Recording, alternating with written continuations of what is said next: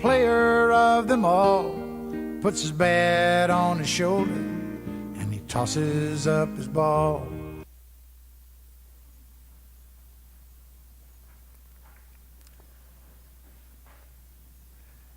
Have you wondered why 4 out of 5 businesses, small businesses, go out of business within 5 years? Have you ever wondered why most business owners work 60 hours a week, are typically highly stressed, not having a lot of fun, with incomes that are not as high as they would like? That is the system we have created. What isn't working? Is it that the School of Hard Knocks is not delivering the results that we desire? Is it that the MBA programs at the University of Washington or Stanford or Harvard aren't delivering that which we need in order to build thriving companies that serve us as small business owners? What is the missing piece? What if the secret to solving that question or those questions are not found in the halls of Harvard or UW or Seattle U, where I went to school? But what if those answers were found at a program like MILL? MILL is a program that I went through for 10 years. I had 310 instructors. A few of them are here on the screen. What you're looking at is a team of the Rays in 2006. The Rays were 11 of the best instructors in business that I've ever had. I learned things that I carry to this day, that I share, that people pay money to get from me. Things that I've never gotten from a business school, from a mentor, from a CEO, from a board chair. And I wanted to share one particular story with you today. On March 10th, 2006, I clearly remember handing out a sheet of paper to every one of those players that you see on that screen. And I asked them to write down a single answer to a single question. What is the goal for you this season? What do you want to get at the end of 12 weeks? And I think the single shift that I made as a coach from one year to the next was that I began to focus more on the outcome of their experience as opposed to what I was doing as a coach.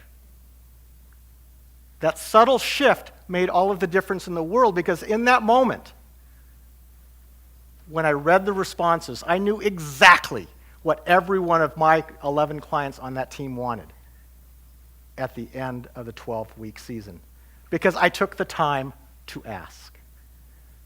Now, many of the responses you would expect: I want to pitch in a game, very common. I want to learn how to hit the ball. I want to compete.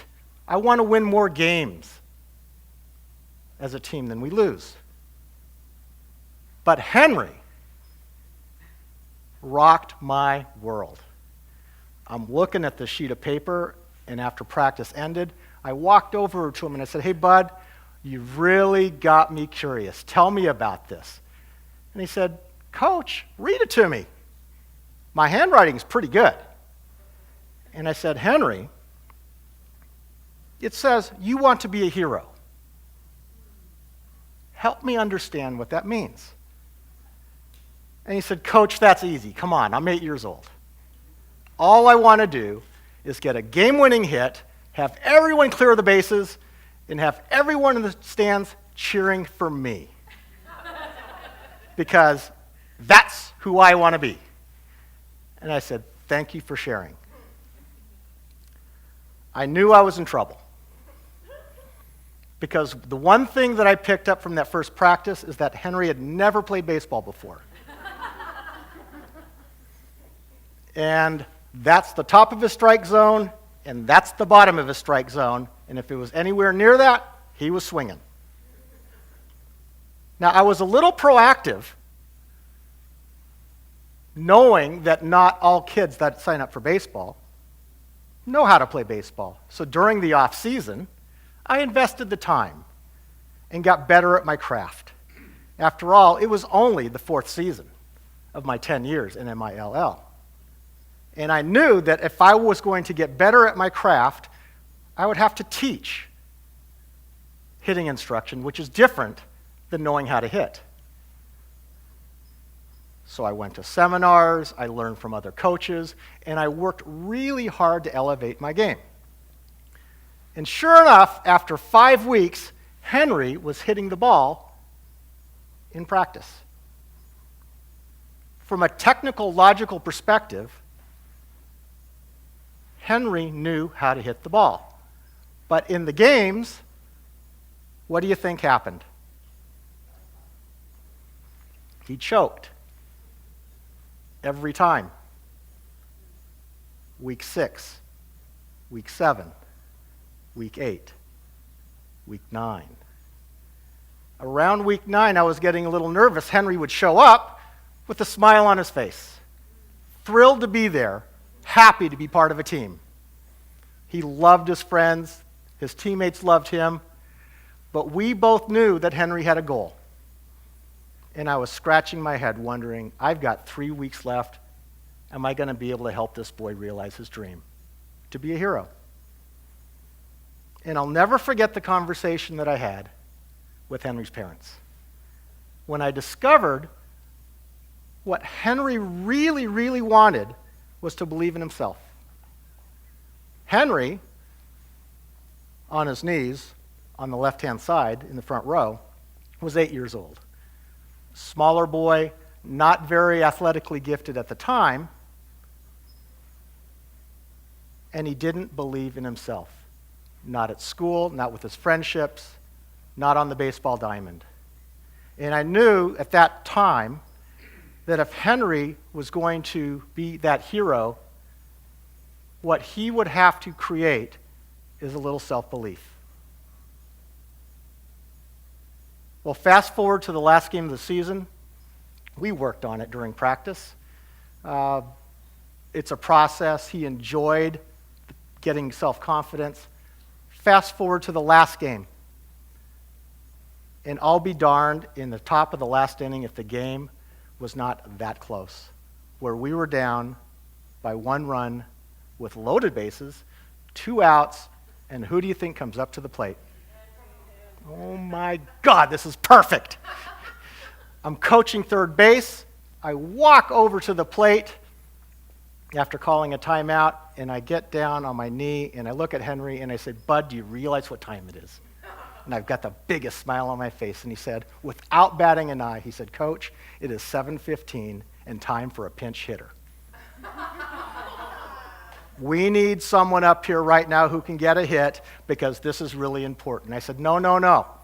What you don't remember, Henry, is that it is your time.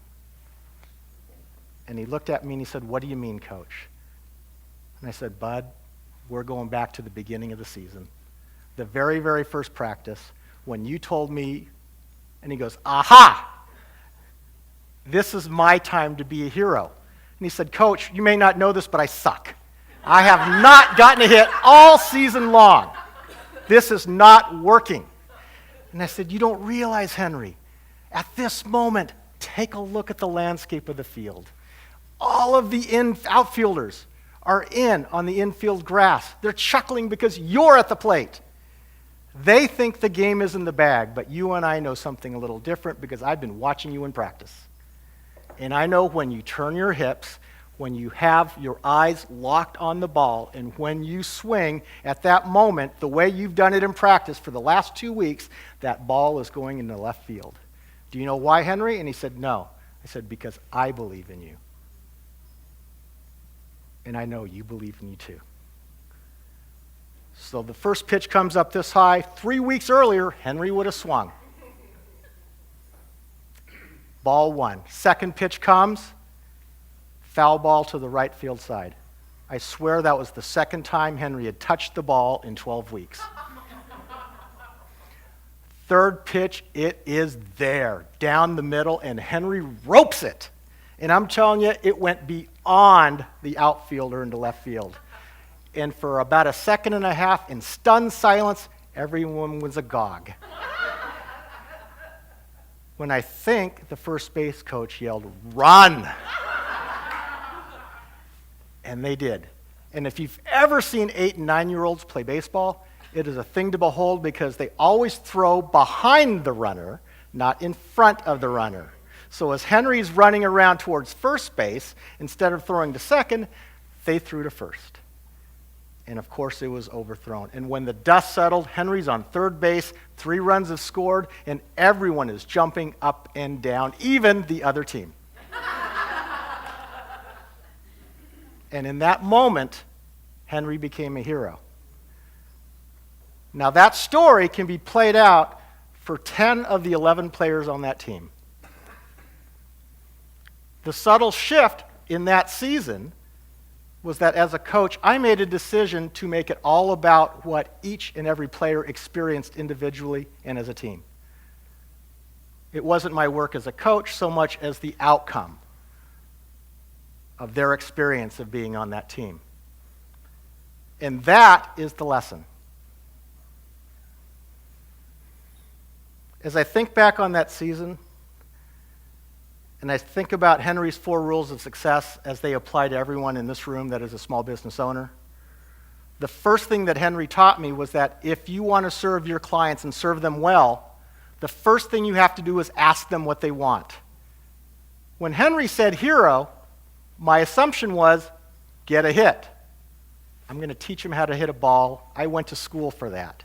I got smart. That was the logical outcome of what Henry wanted. What he really needed was self-belief. That's the emotional reason why Henry wanted to be on that team and why he wanted to be a hero. Being able to tap into both the logical and the emotional reason for the reason that we were there together for 12 weeks was what enabled Henry to create for himself the hero experience.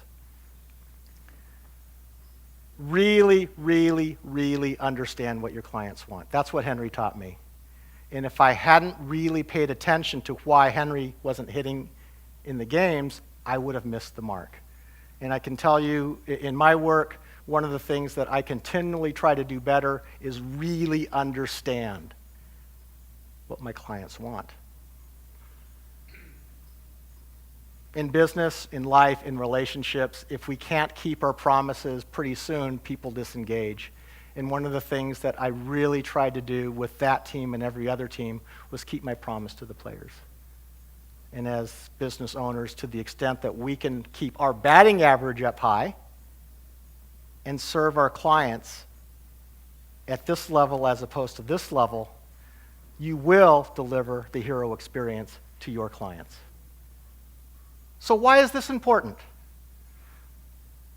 I believe that if you can deliver hero experiences to your clients, a few things happen. Number one, it's a lot more fun when you can deliver hero experiences to your clients. Number two, it's a lot easier to bring new clients because guess what?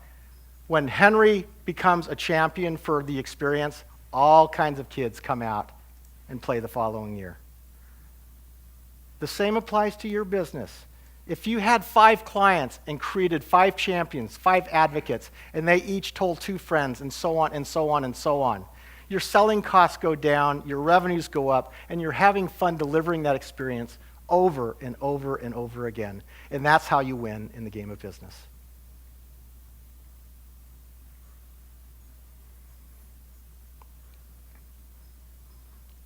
What I'd like to do at this point is open it up to questions.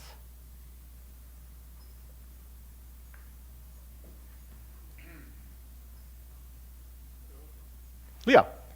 As you've been doing this, this was 2004, you said, so 10 years. 2006. 2006, Yeah. 8 years ago. Yeah. What has this experience, in particular, is there an example of how it affected the way you communicated with your clients, or how it has changed the way you do business in particular? Is there a big difference where you saw that? Yeah, I think the subtle shift, Leo, quite frankly, is we all, many in the room, are small business owners. We're speakers, we're consultants, we're coaches, and there's a tendency to wrap ourselves up in what we do. And I used to wear that hat. And the minute that I started thinking and really paying closer attention to how working together with a business owner will change their life, being more outcome focused, what I found is being more outcome focused has helped me better attune to what it really is that they need. It's like the doctor, for instance. You go to a heart surgeon, not because they're a great heart surgeon. You go there because you want to live. Right? The heart surgery is the logical, this is what I do. I'm the consultant, I'm the coach. I want to live. I want to be a hero. I want to increase my self-esteem. That's the emotional reason. Everyone has pains, fears, dreams, aspirations. And being able to understand, like in your work for instance, I imagine, Leo, people want to be more effective on the stage, right? They don't go to you because you're a speech coach. They go to you because they want to be better at their craft. Yeah, thank you. Yes? Do you find it helpful the question that you asked Henry was, what do you want to get out of the season? Yes. But is it helpful to ask, what's your biggest fear as well, so that you know both sides of the story? Fast forward 8 years, that's exactly what I would have done. I think what's really helpful is not only understanding the dreams and aspirations, but the fear in terms of what's holding people back. And in my experience working with business owners is that the two things that hold people back more than anything is lack of self-esteem and belief and lack of a big idea. We don't think big enough. I got time for one more question, Tracy. So, can that be taught? You just said we don't think big enough. When you're working with a client, how do you encourage them to think bigger? Thank you. Do you? So, I teach. That wasn't a plan, by the way. No. I teach a master academy for small business owners. I do it over 6 weeks, Friday afternoons, 24 hours, 10-step process. We talked briefly on the topic of creating and delivering hero experiences. The first thing that we cover in the workshop is the process of removing self-limiting beliefs and really thinking about bigger ideas for a business, and we use that as the basis for the following 5 weeks. For anyone who is interested, if you go to earlbell.com/win, I offer a free download of a book that I wrote about 1.5 years ago entitled Winning in Baseball and Business. I've got 5 hard copies out in the front, but if you want it for free, seriously, what I'm trying to do is share what I've learned from coaching 310 kids. If there's anything in the book that would be helpful to you, I would encourage you to go download it with my compliments. Thank you all for your time. I look forward to seeing everyone after the show.